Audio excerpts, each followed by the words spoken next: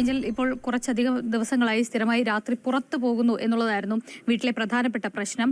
Angel ഈ സംഭവം നടന്ന ദിവസവും രാത്രി 9 മണിക്ക് പുറത്തു പോയതിനു ശേഷം 10:30-ക്കാണ് തിരികെ എത്തിയത്. അപ്പോഴാണ് ഈ പ്രശ്നം തുടങ്ങിയത്.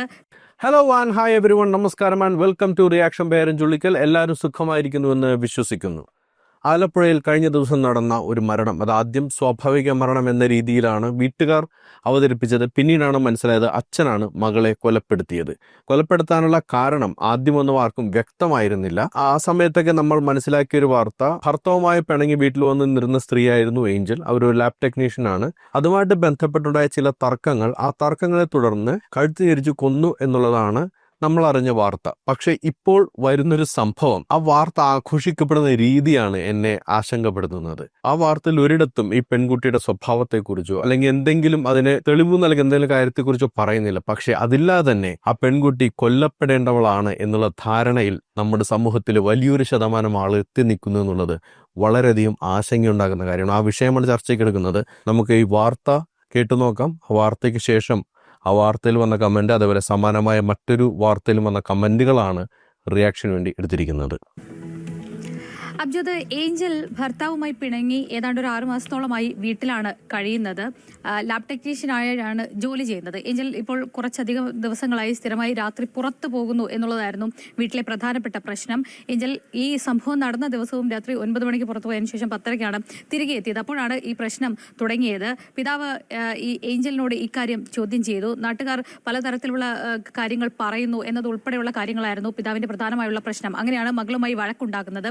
ഇരുവരും തമ്മിൽ വാക്കേറ്റമായി. ഇതിനിടയിൽ പിതാവ് മകളുടെ കഴുത്ത് ഞെരിച്ചു. അതിനിടയിലാണ് ഈ തോർത്തുകൊണ്ട് ഏഞ്ചലിന്റെ കഴുത്തിൽ കുരുക്കിട്ട് മുറുക്കുന്നത് എന്നുള്ളതാണ് ജോസ്മോൻ, അതായത് ഏഞ്ചലിന്റെ പിതാവ് ജോസ്മോൻ പോലീസിനോട് പറഞ്ഞത്. ഇതാണ് സംഭവം. ഇതില് നമ്മൾ ഉടൻ തന്നെ ട്രിഗർ ചെയ്തൊരു കാര്യമുണ്ട്. ഏഞ്ചലിന്റെ രാത്രി സഞ്ചാരം. അതും ഒരു സാധാരണ പെൺകുട്ടിയല്ല കേട്ടോ, ഭർത്താവുമായിട്ട് പിണങ്ങി വന്നിരിക്കുന്ന പെൺകുട്ടിയാണ്. ആ പെൺകുട്ടി എല്ലാ ദിവസവും രാത്രി പുറത്തു പോയി കഴിഞ്ഞാൽ എന്താ സംഭവിക്കുക? ആ പെൺകുട്ടി ആരായിരിക്കും? നമ്മളുടെ സമൂഹം അതിന് കൃത്യമായ ഡെഫിനേഷൻ കണ്ടതുണ്ട്. ഈ വാർത്തയിലാകെ ഇത്രയും കാര്യം പറയുന്നുണ്ട് കേട്ടോ. ഈ പെൺകുട്ടി സ്ഥിരമായിട്ട് 9 മണിക്ക് പുറത്തു പോയി കഴിഞ്ഞാൽ 10:30-ക്കേ തിരിച്ചു വരികയുള്ളൂ. നമ്പർ 1. രണ്ടാമത്തെ കാര്യം, പെൺകുട്ടി ഇങ്ങനെ പോകുന്നതിൽ എന്തോ പ്രശ്നമുണ്ടെന്ന് ഒരു നാട്ടുകാരൻ പറഞ്ഞു. ഇത്രയും പറഞ്ഞതോടെ നമ്മളൊരു അസംഷനിൽ എത്തിക്കഴിഞ്ഞു ആ പെൺകുട്ടി ഏത് രീതിയിലുള്ള ക്യാരക്ടറുള്ള പെണ്ണാണെന്നുള്ളത്. ഇനി ചിലപ്പോൾ പോകെ ഒരുപക്ഷെ ഈ വിഷയത്തിൽ കൂടുതൽ ക്ലാരിറ്റി വരുമായിരിക്കും. പക്ഷേ ആ ക്ലാരിറ്റി വരുന്നതിന് മുമ്പ് നമ്മളൊരു പെൺകുട്ടിയുടെ ക്യാരക്ടറിനെ അസാസിനേറ്റ് ചെയ്യുന്നതാണ് വിഷയം. അത് മനസ്സിലാക്കണമെന്നുണ്ടെങ്കിൽ നിങ്ങൾ ഈ കമൻറ്റുകളൊന്ന് വായിച്ചു നോക്കണം. അഷ്ടമി സുജിത്ത് ഒരു പെണ്ണിട്ടിരിക്കുന്ന കമൻ്റാണ്. അടിപൊളി, അച്ഛൻ ഈ കേസിൻ്റെ എല്ലാ ചിലവും ഞാൻ ഏറ്റെടുക്കാൻ തയ്യാറാണ്. അതായത് ഈ കേസിൽ അച്ഛൻ്റെ എല്ലാ ചിലവും ഏറ്റെടുക്കാൻ തയ്യാറാണെന്നാണ് ഈ അഷ്ടമി ഉദ്ദേശിച്ചിരിക്കുന്നത്. അടിപൊളി.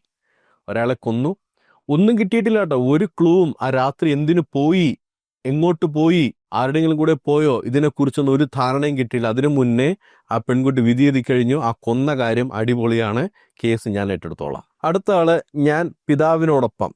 അടുത്തത്, അച്ഛനും അഭിമാനമുണ്ട്. ചുറ്റുമുള്ളവരുടെ ചോദ്യങ്ങൾക്ക് മുൻപിൽ ആ പാവം അച്ഛൻ തകർന്നു കാണും.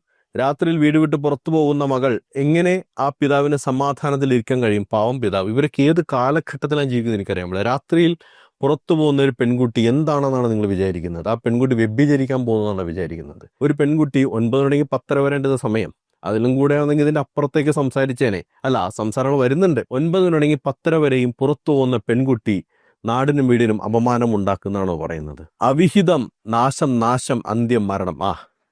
അവിഹിതമാക്കി കഴിഞ്ഞപ്പോൾ തന്നെ ഞാൻ പറയാം, ഒരു പക്ഷേ ഈ കേസിൽ അങ്ങനെ ഒരു സംഭവം വന്നിട്ടുണ്ടെങ്കിൽ അപ്പോൾ നമ്മൾക്ക് ഈ അഭിപ്രായങ്ങൾ പറയാം. പക്ഷേ ആ സംഭവം അങ്ങനെ ആകുന്നതിന് മുമ്പ് തന്നെ രാത്രി സഞ്ചരിച്ചു, അപ്പോൾ തന്നെ എങ്ങനെയാണ് നിങ്ങൾക്ക് ഇത് അവിഹിതമായിട്ട് തോന്നുന്നത്? പെൺമക്കൾ അച്ഛൻ്റെ അഭിമാനമാണ്, അപമാനം അച്ഛന് താങ്ങാൻ. ഇത് നമ്മളുടെ ഒരു സൊസൈറ്റിയുടെ ചിന്തയാണ് കേട്ടോ. പെൺമക്കൾക്ക് എന്തെങ്കിലും സംഭവിച്ചു കഴിഞ്ഞാൽ പിന്നെ ആ വീട് നിലനിൽക്കില്ല. അതുകൊണ്ടാണ് കഴിഞ്ഞ ദിവസം തിരുപ്പൂരിൽ, അല്ലെങ്കിൽ അതിന് മുന്നോട്ടും പിന്നോട്ടും ഒക്കെ പോകുമ്പോൾ നമ്മൾ കാണുന്നത് ഈ അഭിമാനത്തിന്റെ പ്രശ്നം പറഞ്ഞ്, കെട്ടിച്ചുവിട്ട പെണ്ണ് വീട്ടിലൊന്നു നിന്ന് കഴിഞ്ഞാൽ പ്രശ്നം, കെട്ടിച്ചുവിട്ട പെണ്ണ് ഡിവോഴ്സ്ഡ് ആയി കഴിഞ്ഞാൽ അതും അച്ഛൻ അപമാനം. പെൺമക്കൾ മാത്രം അച്ഛൻ്റെ അഭിമാനം സംരക്ഷിച്ചാൽ മതി, ബാക്കി ആരും സംരക്ഷിക്കേണ്ട. ആ അഭിമാനം സംരക്ഷിക്കാൻ വേണ്ടി നിൽക്കുമ്പോഴാണ് തിരുപ്പൂർ നമ്മൾ പിന്നോട്ട് പോകുമ്പോൾ ഈ ഭർത്തൃ വീട്ടിൽ നടക്കുന്ന ഉപദ്രവങ്ങൾ, അല്ലെങ്കിൽ സ്ത്രീധനത്തെ ചൊല്ലിയുള്ള തർക്കം, ഇതൊക്കെ സഹിച്ച് പെൺകുട്ടികളോട് നിൽക്കേണ്ടി വരുന്നതും അച്ഛൻ്റെ അഭിമാനം സംരക്ഷിക്കാൻ വേണ്ടിയാണ്. അവസാനം മരിച്ചു കഴിയുമ്പോൾ അച്ഛൻ്റെ അഭിമാനം നിങ്ങൾ എവിടെ കൊണ്ടേ വെക്കുന്നത്? എനിക്കൊന്ന് അറിഞ്ഞാൽ കൊള്ളാവുന്നുണ്ട്.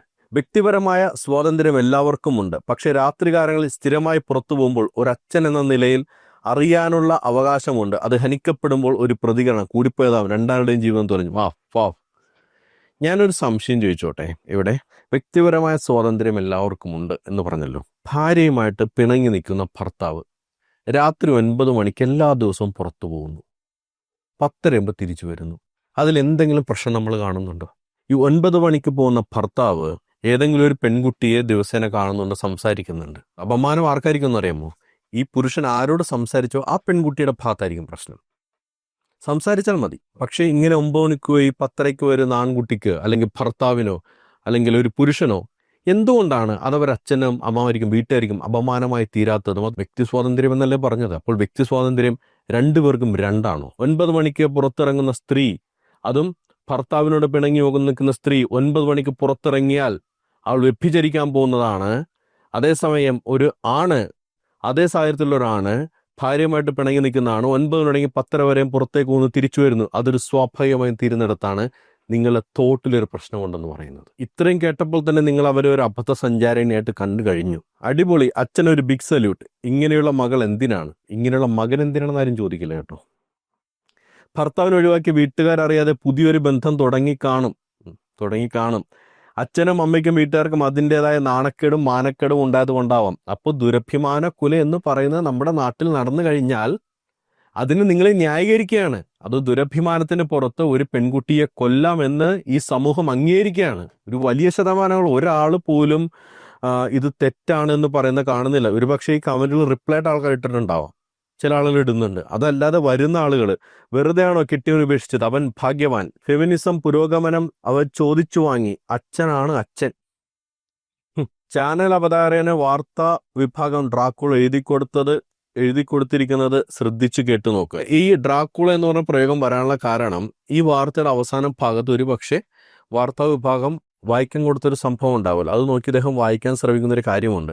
അതായിരിക്കണമെന്ന് ഞാൻ വിചാരിക്കുന്നത്. അതൊന്ന് കേട്ടു നോക്കാം.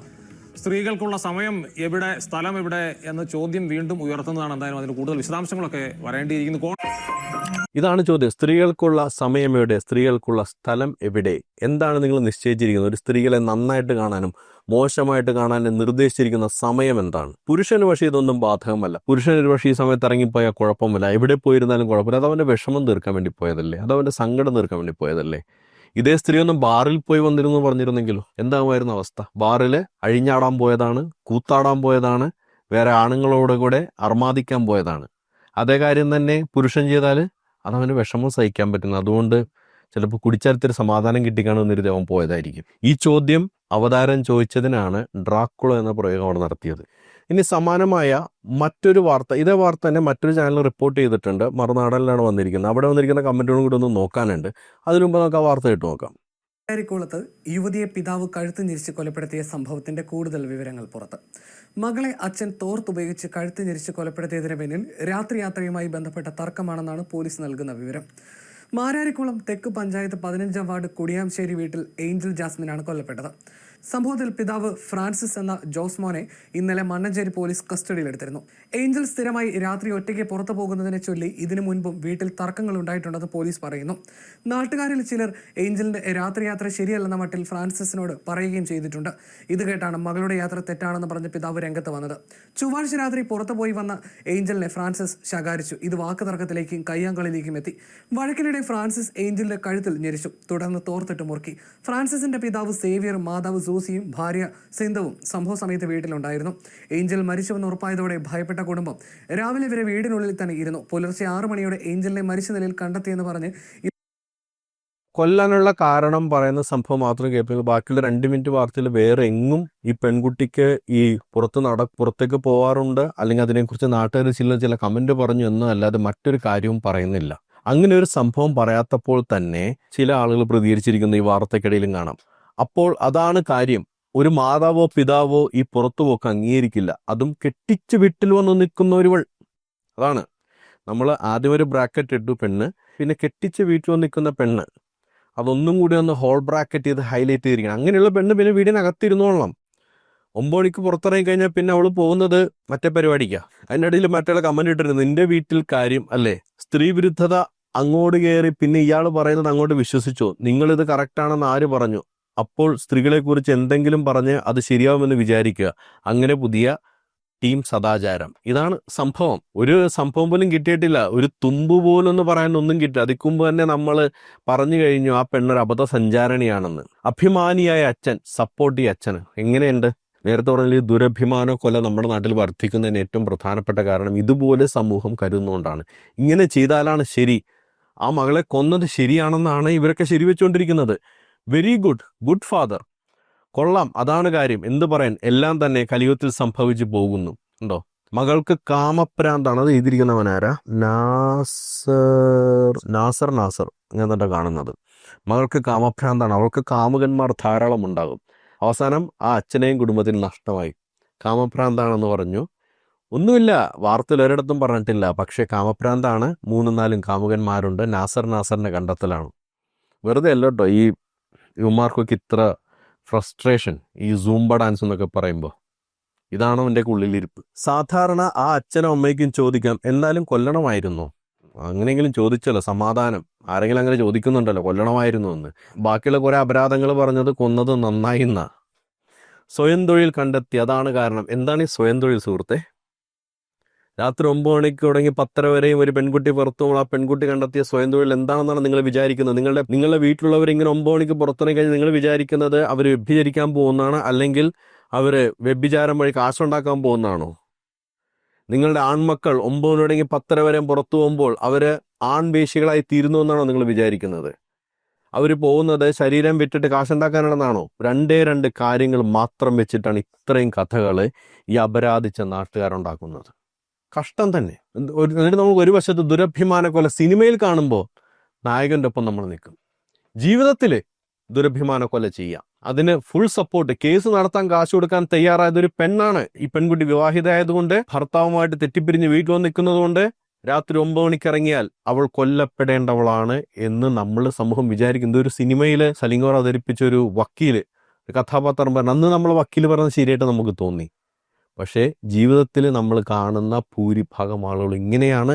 ഇതാണ് നമ്മുടെ നാട്ടിൽ ദുരഭിമാന കൊല വളരാൻ. അല്ലെങ്കിൽ എന്തെങ്കിലും ഒരു കാരണം കൊണ്ട് ഭർത്താവിൻ്റെ വീട്ടിൽ പ്രശ്നമുണ്ട്, അല്ലെങ്കിൽ സ്ത്രീധനത്തിൻ്റെ പേരിലായിക്കോട്ടെ, ആചാരങ്ങളുടെ പേരിലായിക്കോട്ടെ പ്രശ്നമുണ്ട് എന്ന് പറയുമ്പോൾ തിരിച്ചു വന്നു കഴിഞ്ഞാൽ, പുറത്തേക്ക് ഇറങ്ങിക്കഴിഞ്ഞാൽ കേൾക്കേണ്ടി വരുന്നത് ഇതൊക്കെയാണ്. അപ്പോൾ അഭിമാനമുള്ള അച്ഛൻ്റെ അഭിമാനമായ പെൺമക്കൾ ഇതൊക്കെ സഹിച്ചോളണം. അവർ ആത്മഹത്യ ചെയ്താൽ വളരെ നല്ല കാര്യം. അവർ അച്ഛൻ കൊന്നു കഴിഞ്ഞാൽ അതിലും വളരെ നല്ല കാര്യം. അഭിമാനമുള്ള അച്ഛൻ കേസ് നടത്തി തരാൻ ആൾക്കാരുണ്ട്. ഇതിൽ കൂടുതൽ എന്ത് വേണം? എന്താണ് പ്രേക്ഷകർക്ക് ഈ വിഷയത്തിൽ പറയാനുള്ളത്? കമന്റായിട്ട് രേഖപ്പെടുത്തുക. മറ്റൊരു പ്രതികരണം വീണ്ടും കണ്ടുമുട്ടാം. അതുവരേക്കും ബൈ ബൈ, ടേക്ക് കെയർ.